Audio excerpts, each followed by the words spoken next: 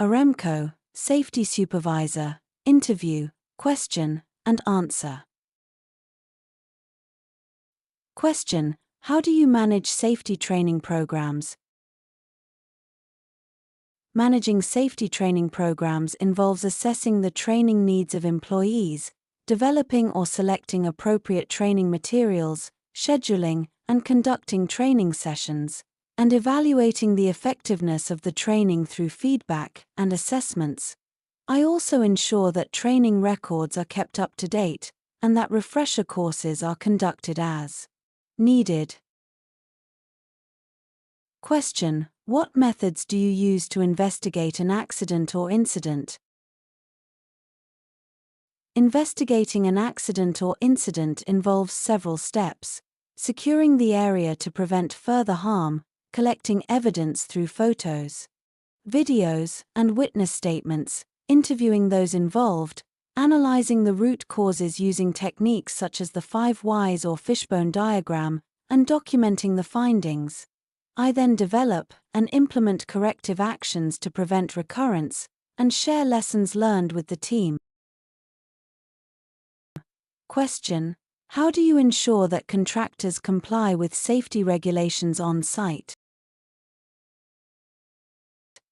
Ensuring contractor compliance involves thorough pre-qualification processes, clear communication of safety expectations and standards, conducting joint safety orientations, regular inspections and audits, and holding contractors accountable through performance reviews and corrective actions.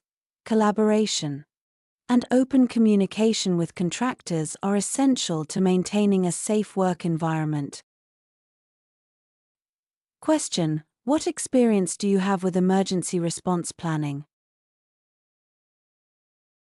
My experience with emergency response planning includes developing and updating emergency response plans, conducting regular drills and exercises, training employees on emergency procedures, coordinating with local emergency services, and ensuring that all emergency equipment is maintained and readily available. I also review and update plans based on lessons learned from drills and actual incidents.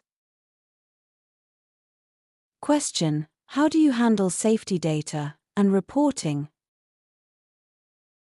Handling safety data and reporting involves collecting and analyzing data on incidents, near misses, and safety observations. I use this data to identify trends and areas for improvement. Regularly, I compile reports for management, regulatory bodies, and other stakeholders, ensuring accuracy and transparency. Additionally, I use safety software to streamline data collection and reporting processes. Question: Describe a time when you had to change the safety culture of a workplace. How did you do it? At a previous company, the safety culture was lacking due to complacency. I started by engaging with employees at all levels to understand their concerns and perceptions about safety. I implemented a series of interactive safety workshops and introduced a safety reward program to recognize safe behaviors. By fostering open communication and involving everyone in safety initiatives, we gradually shifted the culture towards prioritizing safety.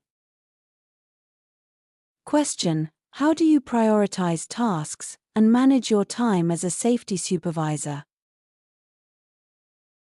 Prioritizing tasks as a safety supervisor involves assessing the urgency and impact of each task. I use tools like task lists and calendars to organize my workload, focusing first on high-risk areas and compliance-related activities.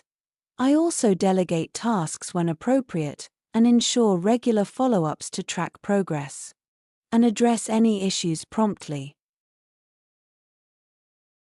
Question: Can you give an example of a time when you had to deal with non-compliance?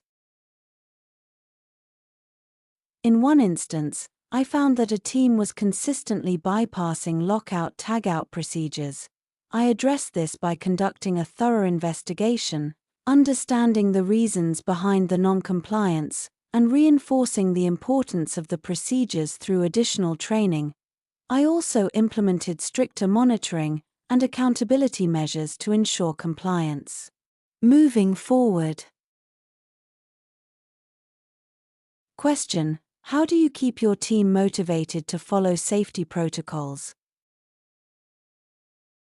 Keeping the team motivated involves regular communication, recognizing and rewarding safe behaviors, providing continuous education and training, and creating a sense of ownership by involving them in safety planning and decision-making. I also address any safety concerns promptly and transparently, demonstrating my commitment to their well-being. Question: what steps would you take to improve safety performance? Metrics. To improve safety performance metrics, I would analyze current performance data to identify trends and areas for improvement, implement targeted safety initiatives, conduct regular training sessions, and involve employees in setting safety goals. I would also establish clear performance indicators, monitor progress closely, and adjust strategies as needed to ensure continuous improvement.